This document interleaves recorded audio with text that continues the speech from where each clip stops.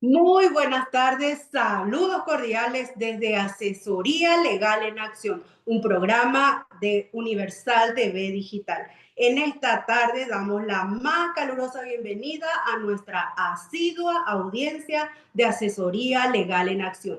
Y hoy tenemos alfombra roja virtual extendida, tenemos café colombiano virtual también servido para nuestra invitada de lujo y también para cada una de las personas que siempre nos acompañan en asesoría legal en acción. Estoy muy contenta porque hoy tenemos la invitada Mega Plus de lujo, es la doctora Alita Quintero desde Colombia. Es una persona excepcional porque realmente es una persona que tiene mucho carisma. Así que sin más preámbulos, yo le doy la más calurosa bienvenida. Y doctora Quintero, gracias por estar, por ser y porque aceptó la invitación de Asesoría Legal en Acción. Bienvenida y por favor, si nos podría dar una reseña de su hoja de vida. Gracias. Buenas noches, Paula. Muchísimas gracias a ti por esta invitación tan especial. Gracias a Universal TV Digital y, por supuesto, a toda su amable audiencia que los acompaña y los sigue constantemente por la calidad del programa, de los temas y de los invitados, y pues también por mm, la maravillosa conducción que tú le das a este programa. Muchas gracias. Bueno, Paula. Mi nombre es Alita Quintero, soy abogada penalista en el ejercicio del litigio del derecho penal. Tengo maestría en Derecho y estoy culminando ya el siguiente mes mis estudios doctorales como doctora en Derecho. Tengo mi canal de, de contenidos, soy creadora de contenidos sobre la justicia y el derecho en TikTok, Alita Quintero Villamizar, en Instagram y en Facebook. Creo contenidos para divulgar las noticias de actualidad sobre jurisprudencia, leyes, transformaciones normativas, resoluciones, y también contar como mis propias experiencias en un lenguaje lo más sencillo posible para que sea de fácil comprensión para los usuarios del sistema judicial y los ciudadanos en términos generales. Esto lo hago como una responsabilidad social porque considero que el ejercicio de la profesión me da el ánimo de lucro y el sustento de mi casa, de mi vida, de mi familia, y yo debo retribuir parte del conocimiento que he adquirido con esas notas o con esos videoclips de cápsulas informativas a la sociedad, que en cualquier momento cualquier ciudadano puede saber qué está pasando, qué jurisprudencia le puede aplicar, cómo reclamar su pensión, cómo hacer la sustitución de la pensión, cómo hacer un derecho de petición, cómo llevar una tutela efectiva en salud, en derechos humanos, en fin. Entonces, esos mensajes creo que ayudan a la sociedad a tener fe y acceso de una forma más sencilla a la justicia. Bienvenida, doctora Quintero. El tema que hoy vamos a desarrollar es la indebida aplicación desde la perspectiva de género en los procesos penales. Doctora Quintero, qué tema más sublime y a la vez más denso, ¿verdad? Realmente es un tema que de verdad le vamos a imprimir aquí en Asesoría Legal en Acción porque es un tema vanguardista en primer lugar y en segundo lugar son herramientas válidas las que usted hoy nos va a dar, especialmente para los varones que muchas veces no entienden el proceso penal y también las mujeres cuáles son sus derechos, ¿verdad? Entonces, doctora Quintero, para empezar nuestra entrevista, cuando hablamos de la indebida aplicación desde la perspectiva de género, ¿verdad? En los procesos penales. Vayamos a un ejemplo práctico para que nuestra asidua audiencia de asesoría legal en acción pueda ponerse en tiempo y espacio y ubicarse. Cuando tenemos la famosa parte policial acá en Paraguay, por ejemplo, ¿verdad? En Colombia también se hacen las denuncias así en las comisarías, en la parte policial, o a no ser que sea ya en forma en flagrancia, ¿verdad? Cuando ya está ahí in situ la situación y viene la patrullera y ahí empieza el desglose, ¿verdad? Pero ese acto el primer acto, ¿usted cómo ve en Colombia, así en forma general, cuando se tiene que hacer, se realiza esa parte policial? Le ve a la mujer protegida, desprotegida, el varón muchas veces no entiende ni siquiera qué es lo que está pasando y tiene situaciones que conllevan ya ahí a toda la familia involucrada, de hecho, ¿verdad? Pero nuestra entrevista de hoy está más bien para apuntalar los derechos, las garantías y también el proceso penal, como es una herramienta valiosísima en todo lo que es la vida cotidiana del ser humano, ¿verdad? Si no podría hablar un poquitito, vamos a hacer un poquitito de derecho comparado Paraguay-Colombia, si le parece bien. Entonces empezamos desde la parte policial, un hecho de lo que usted disponga, doctora Quintero. Le Bueno, son escuchamos. muchas preguntas, pero vamos a ir puntualizando. Tú hablas Genial. del abordaje de la policía. Sí. ¿Cuándo hay abordaje de policía en Colombia? Cuando se hace una captura en flagrancia.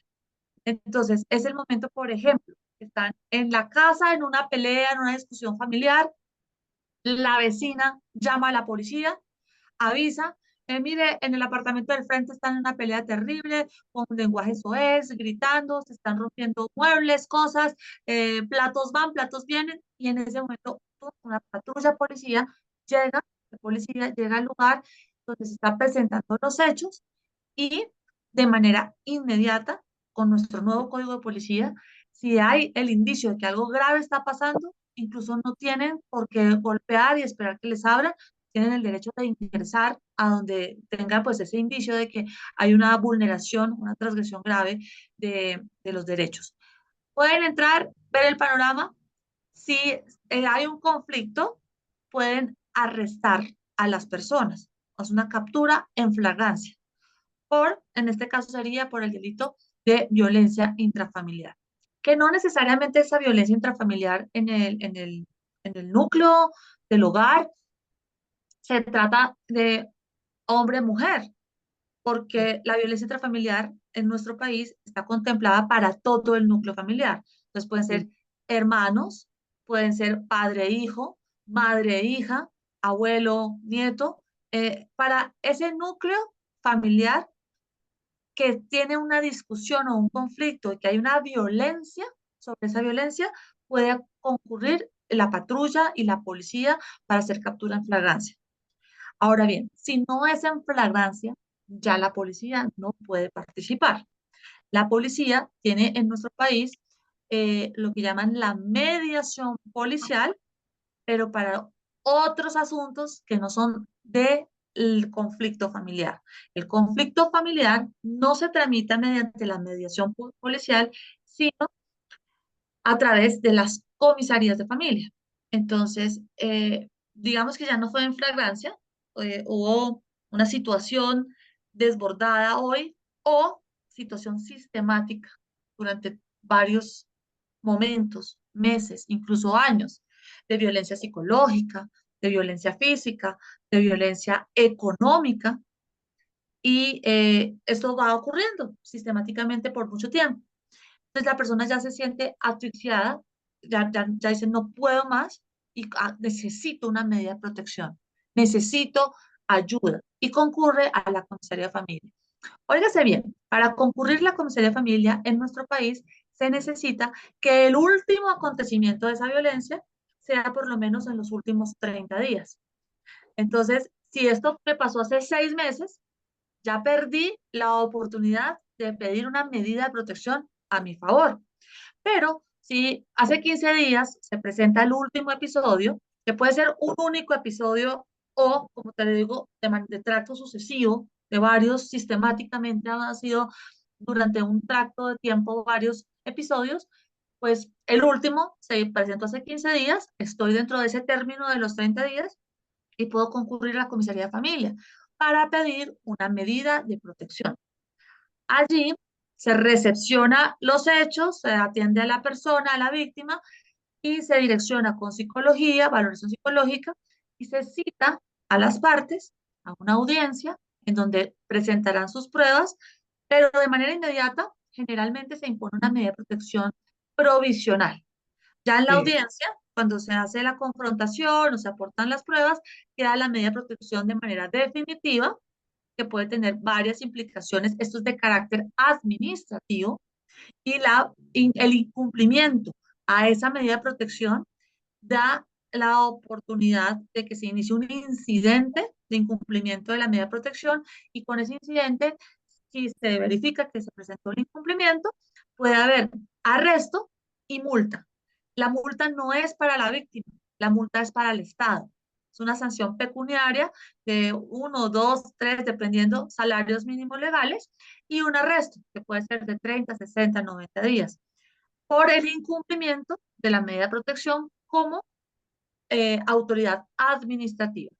La complejidad de esto es que de manera oficiosa, esa información que llega a la solicitud de medida de protección a la comisaría de familia, la comisaría de manera oficiosa compulsa la información, compulsa copias a la Fiscalía General de la Nación, donde se inicia la apertura de una noticia criminal sobre esta violencia intrafamiliar. Y ahí arranca la investigación por parte de la Fiscalía con la valoración de medicina legal, de, si es que es física, o de medicina legal en materia psicológica o psiquiátrica. También se recepcionan entrevistas y finalmente viene ya el proceso penal cuando se hace el traslado del escrito de acusación y pasamos a una sede judicial. Sí, nosotros acá en Paraguay tenemos más o menos así también esa estructura, pero más bien aquí lo que en Paraguay tenemos es el juzgado de paz, que son jueces que atienden también las cuestiones de violencia intrafamiliar. Se utiliza muchísimo lo que es la mediación, la conciliación, el arbitraje. Hay situaciones y situaciones, hay situaciones realmente que ya sí o sí se tiene que ir tiene que tener intervención del Ministerio Público, ¿verdad? No hay forma de debilitar el trabajo del Ministerio Público en ese sentido cuando empiezan los actos iniciales, Bueno, ¿verdad? Sí, justamente de ahí emana gran sí, parte de mi postura, de mi tesis, y es que no todo debe ser judicializado. sí, Entonces, no totalmente. todos los casos, no todos los conflictos familiares que son válidos concurrir a la comisaría de familia para tener esa audiencia, esa oportunidad de mediación familiar, deben judicializarse y convertirse en noticias criminales ante la fiscalía. Sin Mm, embargo, ese es uno de los puntos de crítica. Actualmente la comisaría compulsa todas las noticias, todo lo que llega, todo lo que pasa por una solicitud de medida de protección, va directamente a la fiscalía. Y es en la fiscalía donde se pueden hacer estos escenarios de la mediación, pero esto hasta ahora, hasta hace 2 años, se está utilizando en Colombia. O sea, la mm, mediación en materia penal, que fue creada mm, desde el 2004, cuando se crea la ley del sistema penal acusatorio en nuestro país, o sea, cuando mm, se transforma el sistema penal, en esa transformación, nuestro Código Penal habla de la justicia restaurativa y de la mediación penal, pero solamente les tomó 20 años o más a la Fiscalía hacer su manual de justicia restaurativa, porque sí, ese manual y ese protocolo de cómo, ante quién, quiénes son los centros de justicia restaurativa, quiénes serán esos mediadores, solamente hasta hace 2 años se implantó en el país. mm, Entonces, eh, por eso es un desorden. No debió esperarse primero tantos años pues, para que la mediación y la justicia restaurativa se aplicara en materia penal. Pero segundo, tampoco debía ser el escenario de la fiscalía y de la mediación en ese nivel de la última ratio de delito para agotar esas instancias. Mi crítica va dirigida a que antes, cuando llegamos a la comisaría de familia, allí se deben propiciar los escenarios de mediación familiar, de justicia restaurativa, de conciliación, de aproximación y de acuerdos para solucionar el conflicto familiar, porque no todo conflicto familiar deberá ser tratado como un delito y judicializado por la vía del derecho penal. Doctora Quintero, entre paréntesis, antes de seguir con nuestra entrevista, en Colombia, ¿cómo es la cuestión de feminicidio? ¿Se ve mucho? ¿Se ve en los pueblos? ¿Se ve en la ciudad? A su parecer, ¿cómo usted ve en la parte de todos esos delitos y después que algunas veces Dios nos guarde, que es el tema de homicidios, de, del tema que deriva de verdad de lo que es la violencia intrafamiliar? En un tanto por ciento, ¿cuánto en su escala usted daría el feminicidio en Colombia? Sí, Es muy alto. En Colombia se están registrando anualmente casi 300 feminicidios. Hay una tasa, hay un índice que en nuestro país puede estarse dando un feminicidio al día. Para mí es muy alto, pero sí, digamos por el índice per cápita o el índice de personas, pues no es, o sea, nosotros tenemos más de 50 millones de habitantes. Sin embargo, es una cifra muy alarmante, porque estamos hablando de que es posible que en Colombia se esté dando un feminicidio al día, en promedio, ¿no? No necesariamente tiene que ser literal, pero sí por el volumen. Eh, es un fenómeno que también tiene señales de alarma y de alerta. O sea, un feminicidio no ocurre porque pues hoy viene un tipo y me pegó un tiro.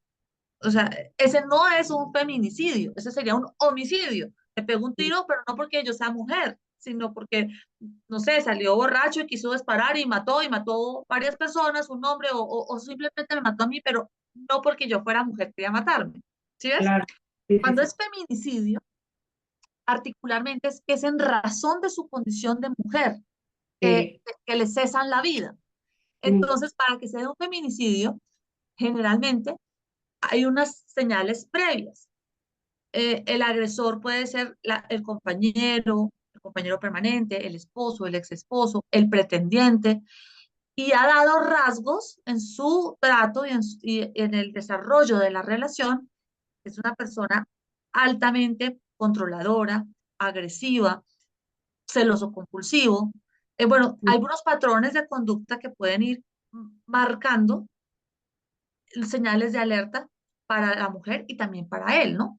Él también claro. puede darse cuenta que está teniendo un comportamiento que no puede controlar.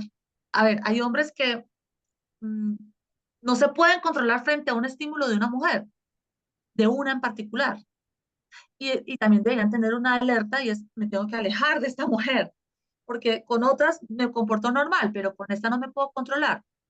Mm, Entonces, el hombre también debería tener sus canales de apoyo y de ayuda psicológica para poder contenerse y frenar cuando empiece a ver esos comportamientos, esas conductas inapropiadas e incontrolables que lo estimulan o lo estimula alguna persona en particular. mm, La primera, pues, sería alejarse de ella.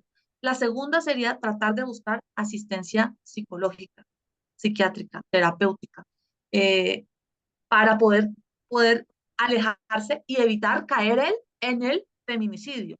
Y por el parte de la víctima, también la víctima puede darse cuenta de esas alarmas, ¿no? Un hombre acosador, un hombre hostigador, un hombre que llama 200 veces al día, que está en la esquina, que está sospechando, que está mirando, que está censurando la forma de vestir. Entonces, esos también deben ser alarmas y también ella debe rápidamente, frente a esos estímulos y frente a esas reacciones, poder buscar ayuda. Entonces, el feminicidio, como te digo, es un crimen por la condición de género. Y entonces, por ser de esa condición tan particular, puede tener unas señales previas de alarma. aquí en Paraguay la mujer realmente está bien protegida. Tenemos el Ministerio de la Mujer, tenemos un lugar, un albergue donde las mujeres que sufren violencia intrafamiliar, que generalmente se dan más en el interior del país que en capital, ¿verdad? Por una cuestión de cultura, me permito decir, porque muchas veces, no todas, pero la mayoría dice cubrir alimentación, vestimenta, educación, habitación, casa, hogar, recreación, y eso es el matrimonio. Algunos dicen, todavía increíblemente existen personas que piensan así, ¿verdad? Pero gracias a lo que hoy realmente la mujer empoderada, profesional y íntegra por sobre todas las cosas que tuvo la oportunidad de estudiar y que si no tuvo oportunidad, eh, buscó la forma y llegó a su meta. Entonces, ese bloque, esa estructura pudo romper a nivel familiar y salir adelante, ¿verdad? Y no por sobre todo la cosa cosificar al varón, porque sabemos que la historia nos cuenta acá en Latinoamérica, tenías cierta edad, te casabas y ya formabas tu familia y ahí vos sos la mamá y va de generación en generación, ¿verdad? Entonces, felizmente en este tiempo, en este 2025, podemos decir que sí, la mujer honra por sobre todas las cosas sus antepasados y vemos estas situaciones y tenemos la oportunidad de tener estas charlas maravillosas de que las personas, las mujeres y también los varones puedan valorar a sus esposas, a sus parejas y si hay alguna situación que mejorar, que mejoren, ¿verdad? Ese al final es lo que nosotros buscamos en asesoría legal en acción. Yo te Específicamente, tengo unas estadísticas súper sí, interesantes. Mira, yo te tengo sí, unos datos. El, sobre estos procesos de inclusión para romper las brechas de la desigualdad. Lo primero que sí, quiero decir es que nuestras abuelas y nuestras madres tuvieron que abrir esa trocha terrible que hoy, o sea, ya no es trocha, es una autopista para la igualdad de acceso al trabajo, oportunidades laborales, un salario paritario, oportunidades de educación, de acceso a la administración de justicia, de acceso a la salud. Entonces, nosotras, las mujeres de nuestro tiempo, que tenemos todas estas oportunidades, debemos estar agradecidas y honrar a nuestras ancestras, a nuestras madres y a nuestras abuelas, que les tocó muchísimo más duro, en un tiempo en donde eso no, en donde ni siquiera tenían derecho al voto, a la propiedad privada, a tener y a disponer de sus bienes. Imagínate, el acceso a la educación era mucho más precario. Pues, ellas sí que les tocó duro y a través de los procesos feministas lograron conquistar estos espacios que hoy nosotras podemos disfrutar. Entonces, para disfrutarlo con altura, yo siempre invito a, a dignificar lo que sí. hicieron nuestras madres y abuelas con el mejor comportamiento de mayor sensatez y la mejor aplicación de estas oportunidades para garantizar un mundo más igualitario, una humanidad más justa, y porque ya tenemos esa oportunidad de estar en equiparadas de condiciones, ¿no? Equipararnos con las condiciones que los hombres. Pero tenemos unos datos interesantes. Mira, 27 países del mundo tienen Sí, jefes de Estado de gobierno. Solo 27 países tienen mujeres que son jefes de Estado o jefes de gobierno. Solo la mitad de la población del mundo está y somos la mitad de la población del mundo, pero estamos encauzándonos a tener esa vocación de poder, de gobierno, de liderazgo. 15 países del mundo tienen leyes de paridad. 6 países tienen un 50% de participación en la Cámara como representantes en los estamentos políticos. Y así poco a poco, pues digamos, las cifras son pequeñas, pero son sí. importantes porque se está dando estos espacios de transformación para alcanzar la paridad y los cargos de poder real para nosotras las mujeres. Eh, bueno, así te tengo estos datos para mostrarte que sí ha habido una gran conquista. Y esa gran conquista tiene su punto cúspide en 1994, cuando se crea, o sea, cuando nace la Convención Internacional para Prevenir, Sancionar y Erradicar la Violencia contra la Mujer con la Convención Belén du Pará. A partir de ahí, y los estados tratantes, los estados que firmaron esta convención internacional, que fue la primera en 1994, o sea, hace 30 años, es muy reciente en la historia de la humanidad, Sí. pero muy transformadora y muy impactante. Y lo que voy a continuar más adelante en esta charla es que en los últimos 5 ha tenido una explosión. Pero bueno, entonces en los últimos 30 años de la historia de la humanidad se reconoce un protocolo, un convenio internacional para establecer derechos, igualdad de condiciones y erradicar todas las formas de violencia para la mujer. Hermoso, hermoso lo que nos contó doctora Quintero. Bueno, volvamos nosotros ahora. Y que así sea por sobre todas las cosas, ¿verdad? Igualdad de condiciones, siempre. Cuando ya tenemos nuestra parte policial, el requerimiento fiscal, ya estamos prácticamente en las puertas de la audiencia delante del juez de garantías, nosotros le decimos acá en Paraguay, Haciendo un poco de derecho comparado Paraguay-Colombia, doctora Quintero, cuando llegamos a la audiencia ya con el juez penal de garantías para las medidas, ¿Colombia tiene medidas sustitutivas a la prisión o directamente sigue el proceso penal y no hay ese relacionamiento entre las partes y si hay conciliación o no hay conciliación o directamente el procedimiento tiene, así se cumple a rigor lo que dice la normativa con todos los incisos, ¿verdad? O Bueno, directamente, sí, son varios temas ahí combinados. Entonces, te voy a aclarar. ok, ¿Cuándo concurrimos al juez de control de garantías? En las sí, audiencias preliminares. sí, Entonces, en las preliminares son cuando existe captura en flagrancia y entonces tiene que haber eh, control, o sea, legalizar la captura. Entonces, se va al juez sí. de control de garantías para para pedir el control de legalidad sobre esa captura. Ah, ya. Inmediatamente se hace la imputación. Entonces, como esta persona fue capturada en flagrancia, le hacemos imputación de cargos por el delito, en este caso, de violencia intrafamiliar. Y Sí, seguidamente se hace la solicitud de medida de aseguramiento, que esa medida es provisional para que pueda estar en un centro de reclusión mm, o domiciliaria mientras se surte el proceso penal. ah, Esto solo ocurre, estas preliminares previas, estas sí, audiencias previas ante juez de control de garantías, solo ocurren cuando hay captura en flagrancia. Ahora, ah, no hay captura en flagrancia, que es el trámite convencional, a la comisaría o a la fiscalía y se hace la apertura de noticias criminales. sí, Durante el proceso, no hay necesidad de capturar al indiciado o al procesado. El proceso ah, se surte en libertad, ¿sí? sí, Normalmente no se ofrece dentro de ese marco del proceso penal conciliación, porque el delito de violencia intrafamiliar no es querellable y por no ser querellable no tiene esa oportunidad o ese trámite procesal de una conciliación con la fiscalía. ah, Entonces, normalmente no habría conciliación y pasa directamente a juicio. Ahora, las formas de resolver el problema en mm, juicio son varias. Una, que digamos la víctima decida no declarar en juicio.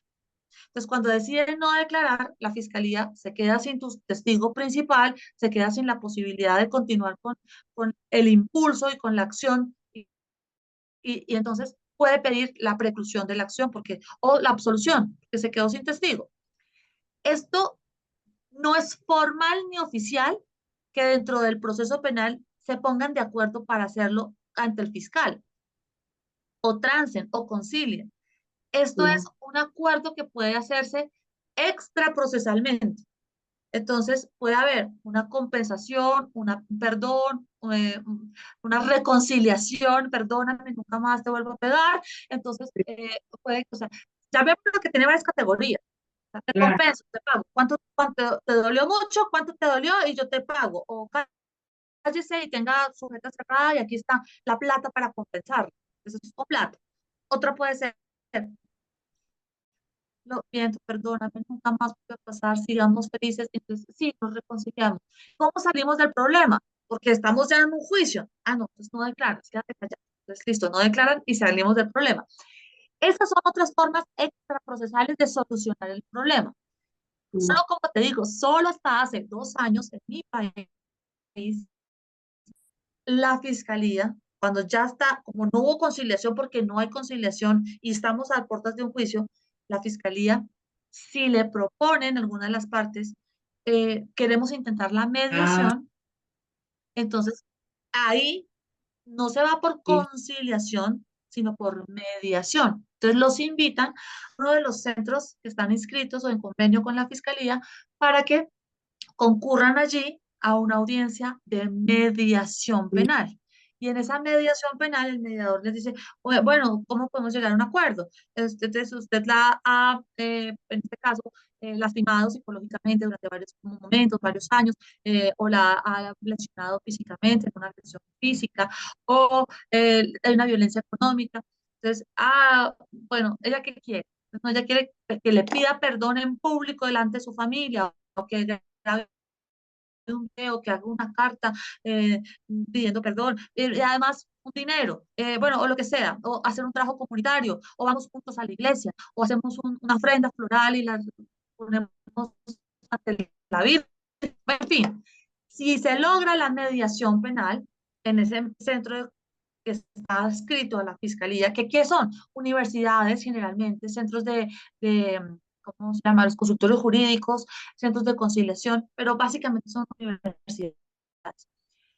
Si se logra la mediación, el mediador remite un acta a la fiscalía, ya estamos en juicio, le dice al juez de conocimiento, que ya no es el juez de control de garantía, sino el de conocimiento, señor juez de conocimiento, las partes llegaron a un acuerdo mediante la justicia restaurativa y mediación penal en el consultorio jurídico de acción legal, acción de asesoría legal en acción, y el consultorio jurídico acá firmó.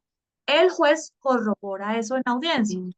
Entonces, señora, aquí dice que usted debió recibir un dinero, unas flores y que juntos debieron ir a la iglesia. Sí. ¿Eso pasó? Sí. Señor, usted, sí, eso pasó. Sí. Entonces, corrobora el cumplimiento de esa mediación y precluye la investigación. Se acaba. Mm. Ahora bien, pero eso es algo excepcional, no es Sí. lo normal, no es lo convencional, porque muy pocos están acudiendo a esa justicia restaurativa dentro del proceso penal o a la mediación penal dentro del proceso. Finalmente, el escenario que no es el extraordinario, sino el convencional. Vamos a juicio. Las Vamos. partes no han concurrido ni han solicitado esa medida de salir del sistema para ir a una mediación. Y entonces en el juicio se practican las pruebas, declara la víctima, reitera su declaración en juicio, hace la declaración en juicio en contra del presunto agresor, no hay pruebas, en fin, por parte de la defensa, condenado, es hallado responsable y condenado culpable. Y acá está la complejidad de este delito de violencia intrafamiliar, que a pesar de tener el proceso más pequeño por ser el proceso abreviado, el más pequeño, el más corto, el más rápido, el que priva de audiencia de formulación de imputación de cargos porque no hay audiencia de acusación, es directamente un trámite que se le corre traslado, o sea, le entregan el escrito, así es sencillo, no hay un juez, sino es la propia fiscalía que directamente le entrega el escrito de acusación. Entonces, sin el lleno de las etapas procesales, sin el lleno de las oportunidades procesales, sin tiempo para la defensa, sin concurrir ante juez, se hace el proceso abreviado, el más chiquitico, el más rápido. Si es culpable, es, Sí. este delito está catalogado dentro de unos de los más graves y no es escarcelable. O sea, la pena, cuando viene a ser culpable, hallado culpable, responsable y condenado, es de prisión intramural. Y esa prisión intramural está de 6 a 12 años, porque generalmente 6, te hablo de 6 porque generalmente es agravada por ser mujer, la presunta víctima, ¿sí? Es gravísimo. Entonces, tenemos el proceso más pequeño, más rápido, con menos oportunidades de defensa y procesales, menos oportunidades, y el resultado, si es negativo, la condena la más grave con privación de la libertad intramural, sin sustitución de la pena y sin subrogado penal. Mm. Fuerte. Dura es la ley, pero es la ley. Ahí se cumple, en serio. Qué fuerte. Esa es mi postura crítica frente a esto, porque, o sea, a ver, ¿qué otros delitos, con qué delitos está la norma en nuestro código es el artículo 68A, eh, esa, el que tiene esa prohibición de los subrogados o sustitutos penales? ¿Con qué delitos está? Con los delitos contra la administración pública, terrorismo, lavado de activos, o sea, son los delitos más graves y dentro de ese catálogo entra el delito de violencia intrafamiliar. Yo no estoy diciendo que no sea tan grave, es igualmente grave, pero está privilegiado dentro de los de mayor envergadura y les limita la posibilidad de tener una sustitución o un subrogado penal. O sea, es cárcel, cárcel, o cárcel, cárcel, o, o una forma de mediación. Y Mediación. entonces aquí vemos que En efecto, existen denuncias reales, verdaderas, genuinas, legítimas, de mujeres víctimas de violencia de género, de violencia económica, de violencia psicológica, de violencia física, pero también hay otro porcentaje de falsas denuncias o de denuncias bagatela o superficiales que no prestan mérito para hacer este tránsito del proceso penal, pero que existen y que están allí en el sistema y que por esa perspectiva de género indebidamente aplicada les dan trámite y les dan celeridad y llegamos a juicio. Entonces, ¿en qué se convierte? En un mecanismo extorsivo o de retaliación. O me das lo que yo quiero o te vas a la cárcel, cárcel. ¿Y qué es Doctora, lo que yo sí, quiero? Puede ser muchas cosas. Más sí, tiempo con los niños, mejor condición en el divorcio. Bueno, pueden ser muchas cosas. Entonces, mm, es una situación donde la administración de justicia debe hacer un esfuerzo y empeñar más sensatez al momento de hacer el tamizaje y de depurar qué cosas sí pasan por el trámite penal y qué se debería quedar en una mediación familiar en la comisaría de familia. doctora Quintero, y justamente a eso me iba a referir. Quiere decir que el juez penal de garantías, que usted dijo que el juez de control directamente pasa con él y él ya ni siquiera, o sea, ve el expediente que es por violencia intrafamiliar y ya va directo a ejecución. Ejecución sería para usted, ¿cómo dijo el otro paso procesal después del juez de control? A ver, si no hay captura en fragancia, no hay juez de control de garantías. Es directo. Pasa directamente de Mm, comisaría a fiscalía y de la fiscalía a juez de conocimiento. El juez de ah, conocimiento es el juez que conoce el caso, sí, pondera las pruebas, recepciona a los testigos de la fiscalía, los testigos de la defensa, hace su ponderación y juzga. Ese es el juez de conocimiento. Después de ya, que pasa por el juez de conocimiento y condena, es hallado culpable, sí, es hallado responsable y se condena, es condenado a tantos, de 6 a 12 años de prisión. Una vez hace la condena, esa fallo, esa condena y ese sujeto procesal pasan al juez de ejecución de pena. de ejecución. Ah, ya eso. Ah, ustedes tienen otra vez qué buena estructura penal tienen, en serio. O sea, que es como un filtro del filtro otra vez, doble filtro es. Quiere decir que las personas que tienen el hecho punible de violencia intrafamiliar tienen doble filtro y ahí en la parte de ejecución para que salga esa resolución administrativa donde ya va a ejecución, el juez de conocimiento tiene que depurar también pruebas. O sea, no, ambas partes tienen que tener sus pruebas o directamente el juez de conocimiento ve el legajo y ya resuelve administrativamente con una resolución. No, la parte administrativa no está en el juez, en el juzgado. La parte ¿No? administrativa se queda en la comisaría de familia, Sí, con yo la sé, medida de protección. pero Y yo le digo a la resolución, nosotros le decimos acá resolución administrativa a la sentencia definitiva, entonces. ok, entonces la sentencia es Sí, para nosotros, sí, entonces estamos en lo mismo. El juez de conocimiento recibe las pruebas de la fiscalía y de la defensa, toma su sí, decisión y condena y sí, expide su sentencia. Para nosotros la sentencia es una providencia judicial, no administrativa, judicial. Y una vez hace su sentencia, esa sentencia, bueno, obviamente tiene los recursos de apelación, bueno, en caso de que haya una corrección o algo, de aclaración, de reposición, de apelación, pero independientemente si es una sentencia condenatoria, ujú, independientemente de que se tramiten los recursos contra esa decisión, pasa a un juez de ejecución. Y ese juez sí, de ejecución de penas, lo único que hace, él no puede ni ampliarla ni reducirla. Él lo único que hace es verificar este sujeto procesal, este condenado, a qué establecimiento penitenciario va a ir. Estando en el establecimiento penitenciario, empieza a tener un control sobre el tiempo que pasa allí, la redención en la pena, si estudia, si trabaja, su comportamiento, la cartilla biográfica y las calificaciones que pueda tener el sujeto en su tratamiento terapéutico de la resocialización, que es el fin de la pena. Sí. Y doctora Quintero, ¿y cuando hablamos del sistema recursivo, se utiliza mucho o no tanto? O sea, ahí en la parte del juez de control, cuando ya salió la sentencia definitiva, ¿verdad? Esa resolución que dijimos nosotros, la sentencia definitiva, vamos a decirle. ¿Ese sistema recursivo se utiliza en defensa técnica o muy poco? De 1 a 100, ¿cuánto utilizan los abogados en defensa técnica o La, directamente la apelan nomás? apelación Eh, es o el 100. apelan. No, yo creo que el 100, nuestro país es un país muy dado a los recursos.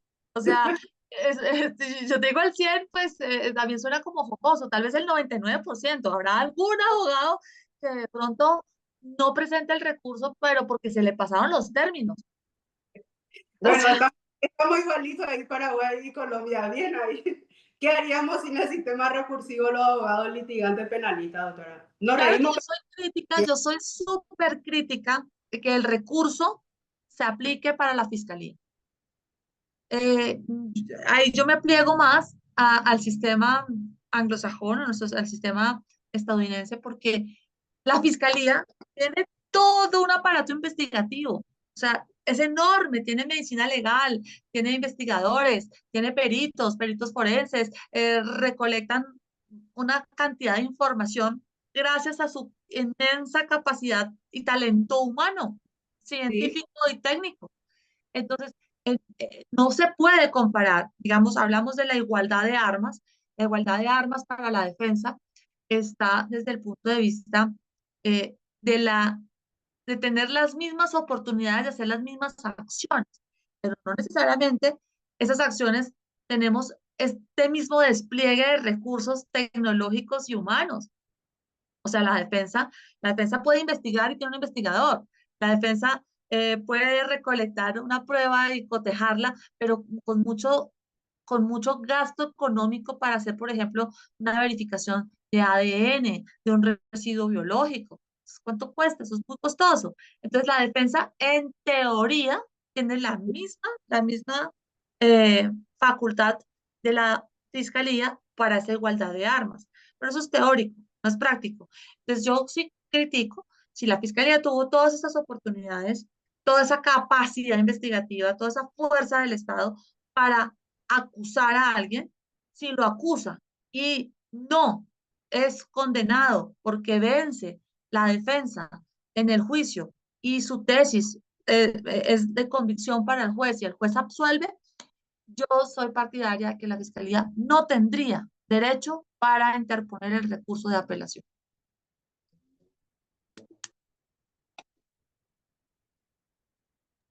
entiendo, doctora. Y cuando hablamos del recurso, me gustó eso del sistema recursivo.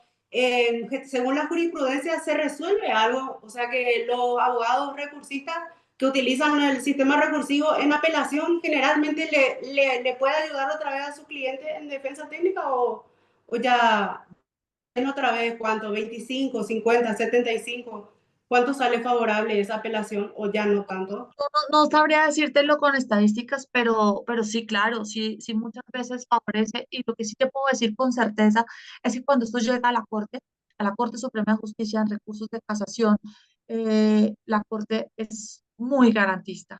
Ah, La Corte Suprema de Colombia es una Corte garantista, es una Corte que tiene un pensamiento holístico, que tiene sí. gran sensibilidad, que aprecia mejor las pruebas, Mm, que no le tiene miedo a tomar decisiones, que la Corte Suprema de Justicia, por ejemplo, toma decisiones de nulidad, declara la nulidad de todo el caso, porque erró la fiscalía con una acusación precaria, ambigua, con hechos jurídicamente relevantes, genéricos y abstractos. Entonces, la Corte colombiana para mí es muy respetable y sí es muy exitosa en el sentido de que nulidad de todo lo actuado, retrotráigase, nuevamente hagan la acusación, aprendan y háganlo bien. También preclusión, porque operó el fenómeno de la prescripción. Nuestra corte es una corte que se destaca porque toma decisiones serias, radicales, y claro, entonces por eso es la esperanza de todos los abogados de llegar a la corte porque la corte incluso ve más allá de lo evidente. De hecho, que en la Haya, representantes de Colombia, hay muchísimos jueces, ¿verdad? Es un lujo escucharles, yo siempre les sigo a ellos porque primero que tienen muchísimo conocimiento y me encanta porque te hablan con doctrina y manejan todas las teorías, ¿verdad? El abogado litigante penalista, teoría, nunca va a ser absolutista, todo es relativista porque cada doctrinario que tenemos, y bien por lo doctrinario, ¿verdad?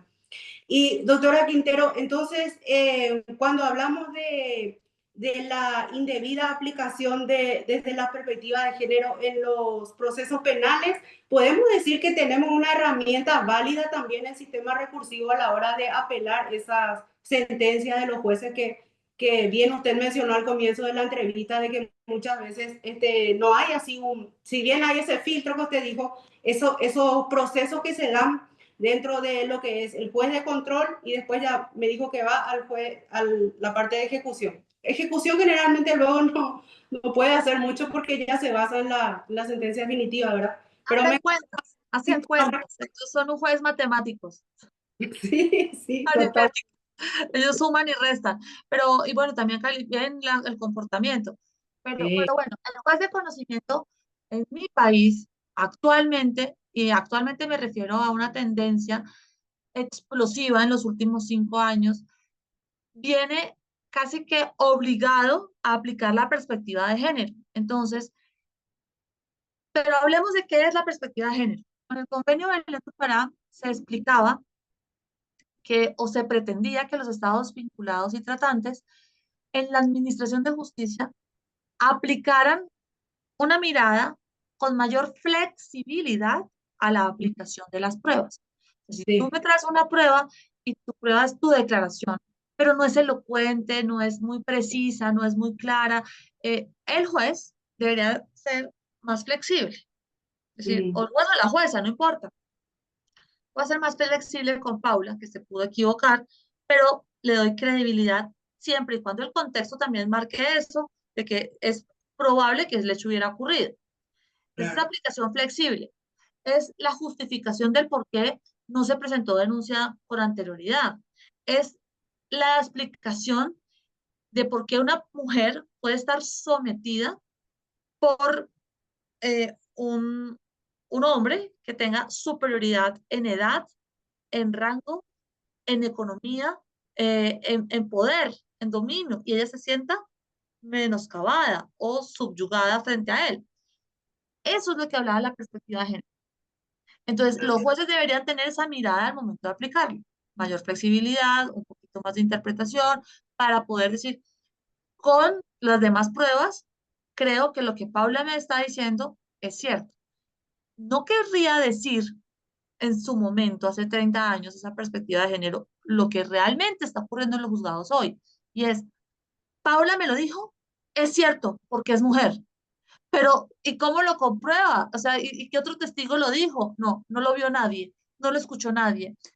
No hay ninguna otra prueba de corroboración de que la existencia del hecho.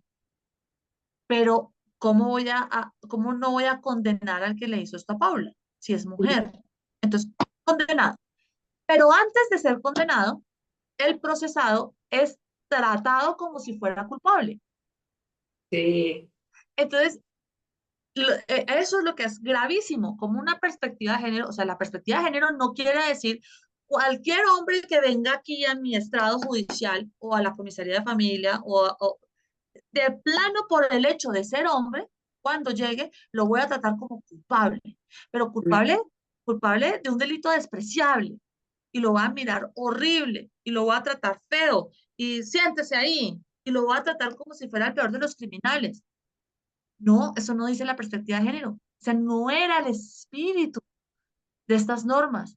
La Convención Belén do Pará no se creó para que se discriminara, se maltratara, se menospreciara y se vulneraran derechos fundamentales como el debido proceso y la presunción de inocencia del hombre por el hecho de ser hombre.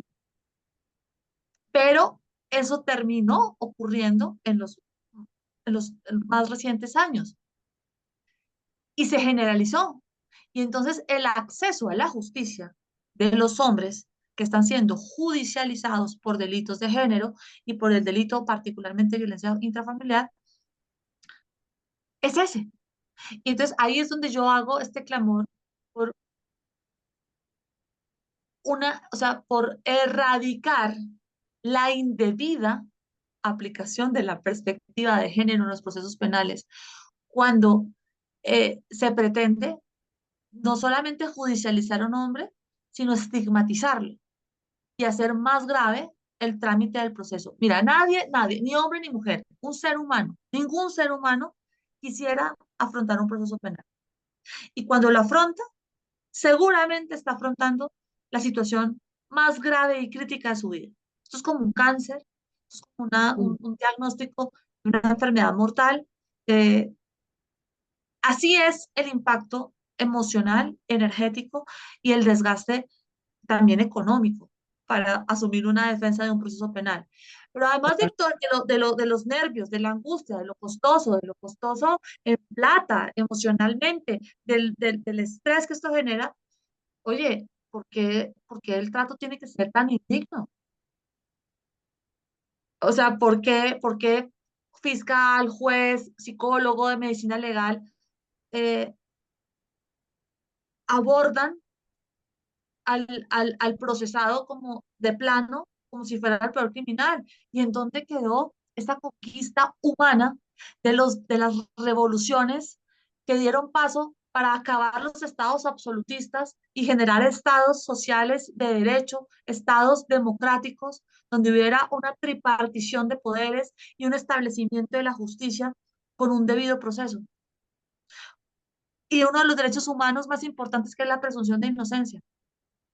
Sí. En Siempre, mi país se volcó tanto, que no solamente es ese trato que te estoy hablando, sino sí, que en el 2021 salió sí. una sentencia de la Corte Constitucional permitiendo que la mujer que se sienta víctima de cualquier violencia de género, acoso sexual, acto sexual abusivo, cualquier violencia de género, podrá publicar en sus redes sociales el nombre y la foto de su agresor, Ah, sin que éste haya sido condenado. O sea, sin condena. ¿tiene derecho a réplica o no el pobre?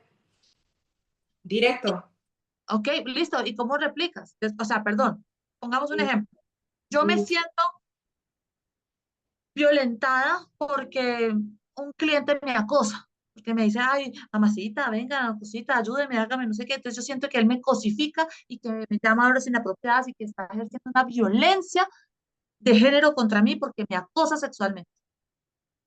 Y no lo denuncio, no voy a la fiscalía, no inicio la ruta judicial para procesarlo por esa acción que me siento víctima, pero sí abro mi Instagram o mi Facebook, pongo la foto y digo, este es fulano de tal, mi agresor sexual que me acosa sexualmente. Ah, qué fuerte, doctora. Yo lo puedo hacer porque así la Corte Constitucional lo permitió en 2021. Mm. Dijo Doc- así, sí. pueden publicar imagen y nombre del presunto agresor, aunque éste no haya sido condenado. Ah, qué fuerte. Doctora Quintero, y cuando hablamos de la parte de lo que usted habló jocosamente, ¿verdad? Pero más allá de, estamos haciendo jocoso porque es un tema muy denso, en serio es un tema denso, porque se dan casos muy mediáticos, acá en Paraguay se dan casos mediáticos, no sé, en Colombia. Me llamó mucho la atención, doctora Quintero, el tema que usted va a desarrollar hoy cuando nos pasaron desde el departamento de sala técnica su tema para desarrollar, porque realmente la cuestión de esa perspectiva de género en los procesos penales es delicado luego de por sí. Y aparte que, como usted dice, se estigmatiza mucho. En Colombia, por ejemplo, ustedes tienen el Ministerio de Hombres, de Varones, o no tienen ministerio. ¿Cómo ustedes tratan socialmente el gobierno, el Estado, el papá de Estado? ¿Cómo le No, cuida a los varones o no es? aquí tenemos todo para proteger a la mujer. Aquí tenemos la Secretaría de la Mujer, tenemos el Ministerio de la Igualdad, que tiene por la igualdad para propender que la mujer sea tratada de igual forma que los hombres. Ah, Tenemos casas para mujeres de casas refugio que son víctimas de violencia. Eh, pero no hay un ministerio del hombre, ni una secretaría del hombre, no, el hombre ya se defiende solo. El hombre ya doctora, está, el hombre ya nació macho, entonces defiéndase solo. Y ahora, como el hombre es agresor de las mujeres, entonces nuestro sistema está sí, totalmente volcado a la protección de la mujer. Pero yo no digo que no nos protejan, es que yo soy mujer, es que yo no quiero ser lastimada, ni golpeada, ni agredida, ni violentada, ni acosada sexualmente por ningún hombre. Ni claro, yo, ni mi madre, ni mis hermanas, ni mis amigas, ni tú, ni ninguna mujer en el planeta merece ser por debajeada, discriminada, maltratada o mucho menos víctima de violencia. doctora Quintero, Lo que digo es que el hombre que está siendo procesado en el mm, sistema penal debe tener un trato respetuoso del derecho fundamental de la presunción de inocencia y el debido proceso, porque esos derechos fueron los derechos de la humanidad y esos derechos no tienen género. Eso es lo que yo digo. Es una oportunidad, sí. Igualdad por sobre todo. Doctora Quintero, y en Colombia, así en forma general, ahora ya me dio la curiosidad. ¿Existen los hombres, los famosos misógenos o poco se escucha o nada? Eso, ese odio que tanto se habla en la Argentina, Buenos Aires, de los misógenos. Se habla mucho, en tribunales se maneja mucho ese vocabulario. No sé si en Colombia también, ¿verdad? Pero en tribunales acá en Paraguay como estamos cerquita de la Argentina, entonces, ¿será que no es un misógino? Por eso te trató así. ¿Será que tiene algún conflicto interno? Y ahí ya sale Carl Jung con su autoanálisis, la sombra. Claro, en Colombia como en todas partes del mundo hay de todo. Hay hombres buenos, hay hombres malos, hay mujeres buenas, hay mujeres malas y finalmente es que no es que sean unos u otros, es que el ser humano en sí mismo lo tiene todo. O sea, Sí, yo soy la esencia misma de la bondad y de la maldad. En mm, mi ser hay luz y hay sombra. Esto es lo que llamamos el yin y el yang. claro. Yo, tú, cada persona individualmente en su interior alberga un espectro de luz, un espectro de oscuridad. Lo que pasa es que nosotros no sabemos en qué momento va a salir esa parte oscura a aflorar y a sacar, a hacerse de las suyas, ¿cierto? Que puede ser con pequeñas maldades, con malos tratos, con mala energía, pero que en algún momento se puede desatar y se puede convertir en un verdadero acto de violencia o en un acto atroz. Pero eso es Sí. parte del ser humano, de nuestra naturaleza. Somos esos, seres humanos.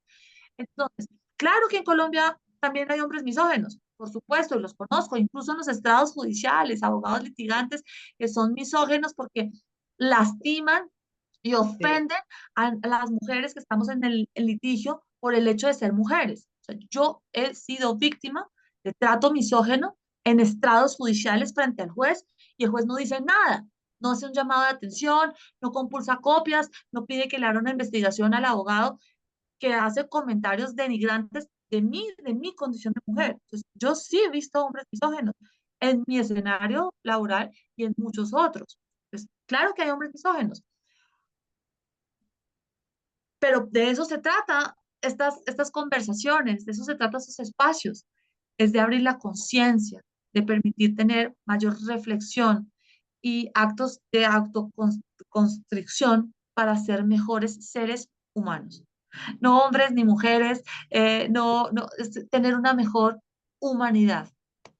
Yo siempre le digo a las personas que son misógenas, no te preocupes, que dentro de mí también, como somos positivos y negativos, entonces no te preocupes, como hay del odio al amor, hay así un estrecho nomás, evidentemente que también dentro desde el punto de vista de hombre-mujer, yo le digo, no te preocupes, yo también tengo mi lado de hombre dentro de mí y vos también tenés tu lado de mujer antropológicamente hablando y ahí se calman, porque es cierto, todos tenemos la parte mujer y femenina, o sea, masculino y femenino dentro de nosotros y eso podemos hablar horas y horas y entonces ahí se calma. Ya ni siquiera sé qué es lo que le dije. Traje Sí, el palo porque sí, aprovecho la oportunidad de mi palo de agua Ay, qué lindo, doctora Quintero, wow. Se Me utiliza encanta. como herramienta. Mira, yo soy abogada que aplico el derecho holístico. Yo me considero más que penalista holística. Y Sí, cuando viene a mí la consulta para llevar una defensa o una representación de víctimas, yo les sí, explico esto con este palo de agua.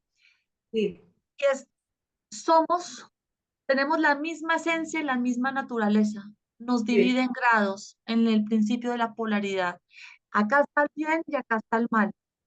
Están en la misma esencia, el frío, el calor, el blanco, el negro. Solamente hay grados que nos diferencian, pero en algún punto se unen. Ese es el principio de la polaridad.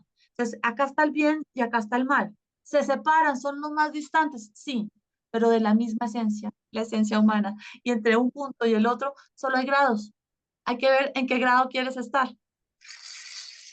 La fórmula del graco poi, ¿verdad? De grado a grado, de condición en condición, de polo a polo, de vibración en vibración, ¿verdad? Qué lindo, doctora Quintero.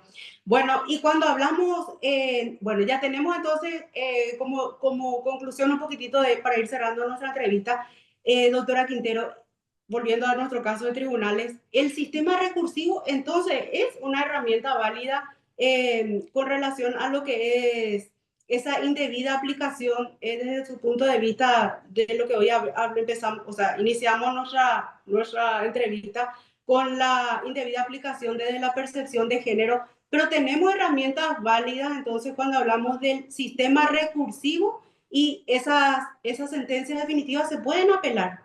O sea, que Sí, podemos apelar. es válido y efectivo. Gracias a Ay, Dios, así lo es. Y otra vez, un reconocimiento enorme a nuestra Corte Suprema de Justicia. Claro que sí, hay que reconocer a los magistrados de nuestra Corte, magistrados como el doctor Diego Eugenio Corredor, que ayer hice una noticia justamente de él, de una sentencia en la que decretó la nulidad de todo lo actuado en un proceso sí, porque la fiscalía no logró concretar hechos jurídicamente relevantes, de una forma los mencionó genéricos y abstractos. Entonces, muy bien por sentencias como estas. Es sentencias de Gerson Chaverra, el presidente de nuestra Corte Suprema de Justicia, el doctor Gerson Chaverra, también no le tiembla para tumbar procesos, para exigir la aplicación de la perspectiva de género. Pero así como nuestra corte y el sistema recursivo es válido y efectivo porque sí se obtienen resultados completamente diferentes a los de primera instancia, impresionantes, impactantes, y porque nuestra corte es una muy buena corte. También, así como la corte ha dicho, hey juez, aquí usted no aplicó perspectiva de género, usted no consideró que esta mujer eh, tenía había que ser más flexible para aplicarle las pruebas y no tuvo en cuenta, así como también hace llamados de atención por la no aplicación, también los ha hecho por esa aplicación indebida. Y la Corte Constitucional también ha tumbado decisiones porque les dice al juez, oye juez, aquí aplicaste demasiado excesivamente esta perspectiva de género. Le creyó a la mujer por el hecho de ser mujer, pero no sí. porque hubiera una tarifa legal, una tarifa probatoria de la aplicación del derecho. Aquí usted habla de la perspectiva muy de género en favor de la mujer, pero ¿quién tenía el dominio económico? Entonces, Sí. porque entonces también estamos en una sociedad donde nosotras las mujeres estamos muy empoderadas, tenemos demasiada autonomía financiera. No es que la autonomía financiera sea mala, pues sí, es que si nuestra pareja no la tiene y lo humillamos constantemente y lo lastimamos y él depende económicamente, pues esa violencia se convierte en contra de ellos y las víctimas terminan siendo ellos. Entonces, ahora hablemos de otro tema que tiene que ver con esas violencias de género, donde la víctima es el hombre, donde no denuncian porque se mueren de vergüenza, donde no acuden a la justicia porque, ¿qué van a decir? Mi mujer me maltrata, mi mujer me pega, mi mujer me humilla porque tiene más dinero que yo y yo no puedo darle la talla económicamente, no puedo soportar el gasto del hogar y no tengo esa cantidad de dinero para financiarle, para hacer el sustento de este hogar. El complejo es enorme y el complejo lo lleva a no denunciar. totalmente.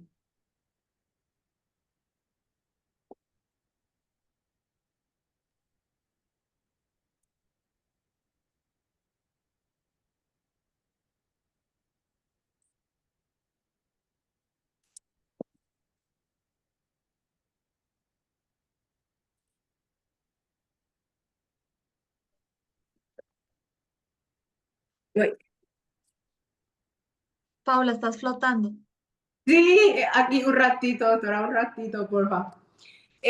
Lo que quería mencionar cuando hablamos de lo que usted me estaba comentando, cuando me hizo recordar, doctora Quintero, de cuando hablamos de todo ese desfasaje, vamos a llamarle así entre paréntesis, de lo que pasaron muchos varones, ¿verdad? El libro de la historia nos cuenta que Sócrates cuando fue delante del tribunal y le dijeron, le preguntó a su mejor amigo que era Mileto, le preguntó, ¿es cierto de todo lo que me acusan? O sea, le llevaron como testigo, ¿verdad? Y Mileto le dijo, sí, es cierto, le dijo, porque quería estar con la mayoría, ¿verdad? Entonces Sócrates le miró bien y le dijo, en toda esa, vos sabés bien que todo lo que dijiste no es cierto, le dijo. Yo no cometí todo lo que vos dijiste. Pero toda esa maldad que vos dijiste que yo cometí, te va a llevar vas a llevar hasta el último suspiro de tu vida. Y eso generalmente ocurre en violencia intrafamiliar, ¿verdad? Ellos nomás en el fondo van a saber qué es lo que pasó realmente ahí. Nosotros los abogados y toda la parte del aparato judicial, lo que vamos a hacer siempre es respaldar y buscar cuidar y ampararles en sus derechos como seres humanos, ¿verdad? Más allá de que si existió o no existió esa violencia intrafamiliar. Eh, También quería mencionar, usted me hizo reflexionar mucho en esta tarde, doctora Quintero, con relación a lo que es el ser humano en sí, porque muy complicado en el sentido de que se supone que uno tiene ese conocimiento y tiene esa conciencia de poder sobrellevar todas las situaciones, más allá de la cultura y de todo lo que enmarca nuestra sociedad, ¿verdad? Y de lo que observa por sobre todas las cosas. Y qué importante es el papel del abogado litigante. Y en este caso, abogado penalista, porque un abogado civilista no va a poder Paula, tomar. Sí, tienes razón, todo esto es muy interesante, es muy filosófico, es sumamente humanista, pero yo te lo voy a aterrizar en algunos casos como concretos, porque, sí, por ejemplo, tú me dices, solamente ellos van a saber qué fue lo que pasó y nosotros como abogados no tenemos ni idea. No, yo como abogada sí tengo mucha noción de cosas que han ocurrido en mis defensas y que las quiero aterrizar y ponerlas acá como casos concretos. ¿Cómo es posible que un hombre esté judicializado y con escrito de acusación por parte de la fiscalía porque en una oportunidad le dijo estúpida a su esposa? Eso me parece completamente aberrante, desbordante, desproporcionado, y eso es un conflicto que debió tramitarse como conflicto y no llegar al estrado judicial de hacer un traslado de escrito de acusación por un único episodio con una única palabra, que no se refería a ella, que le dijo, eres una estúpida, que esta compra que hiciste es una compra estúpida.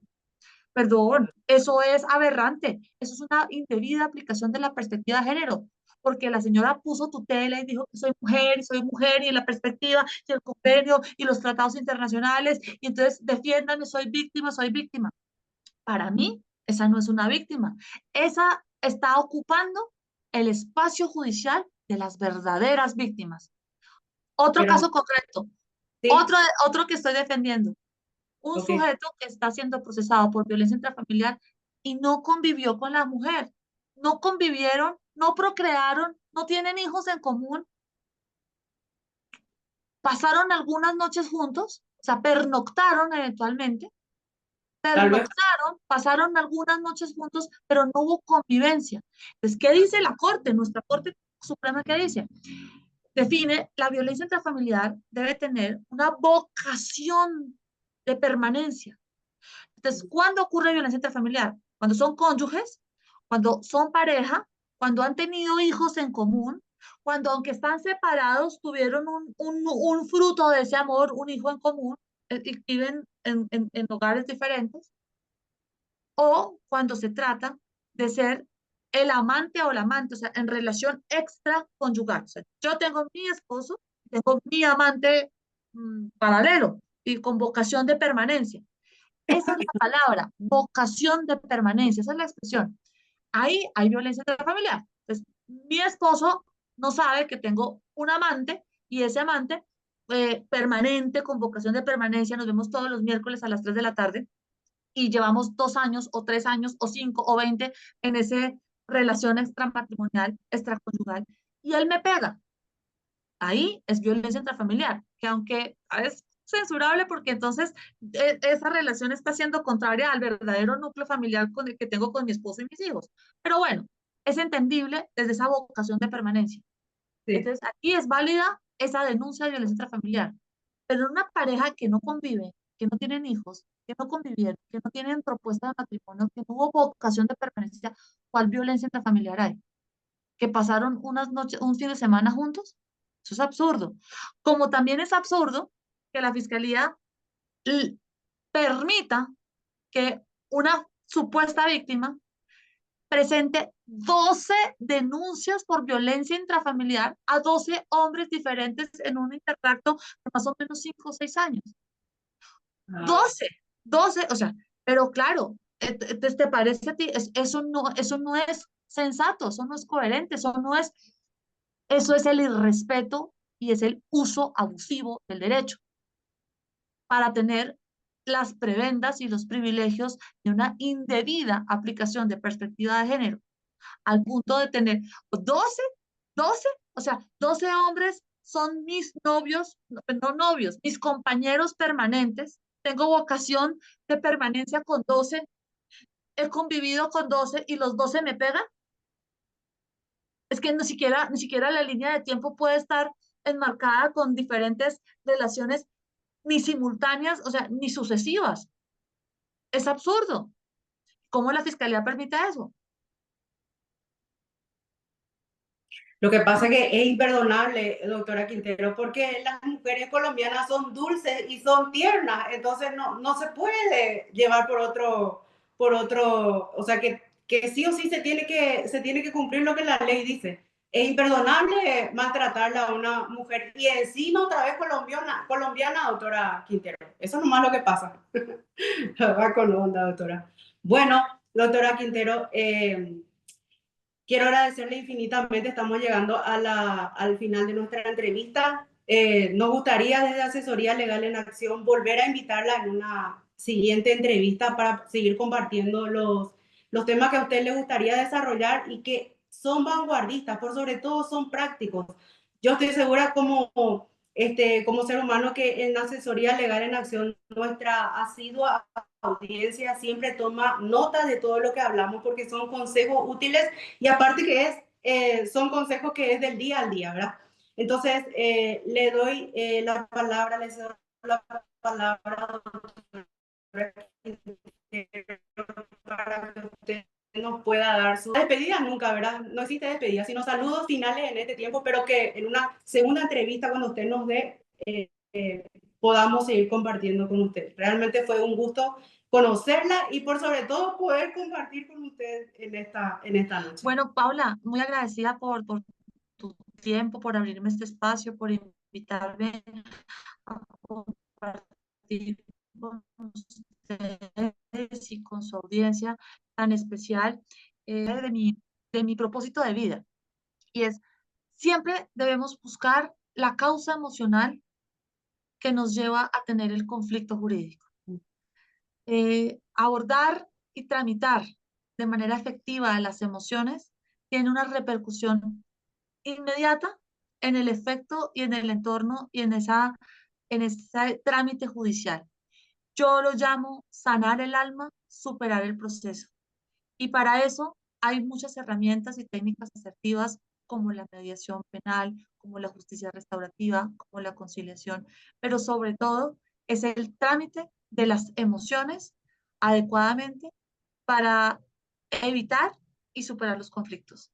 Esa es mi invitación para toda tu audiencia y creo que ese es el propósito que tengo de transmitir este mensaje como abogada litigante, como abogada holística y, y el mensaje también en el tema de la perspectiva de género es: mujeres, honremos nuestras madres, honremos a nuestras abuelas y tengamos mayor sensatez y disciplina al momento de concurrir a la justicia, que sea en estas fases de mediación, de conciliación, de justicia restaurativa, y no privemos a otras que realmente sean víctimas de ese espacio de administración de justicia que es tan necesitado y tan anhelado para quienes sí están tramitando un proceso de verdadera víctima.